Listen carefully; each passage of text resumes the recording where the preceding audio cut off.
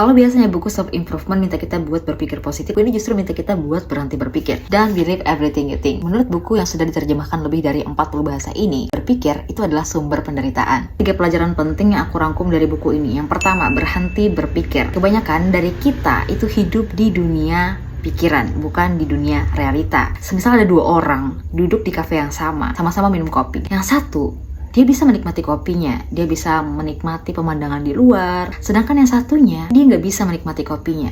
Pikirannya dipenuhi dengan keluhan-keluhan, ketakutan-ketakutan. Nah, ini membuktikan bahwa realitanya duduk di tempat yang sama, waktu yang sama, bisa merasakan emosi yang berbeda karena pikirannya. Semakin banyak kita berpikir, maka akan semakin kuat pula emosi negatif yang kita rasakan.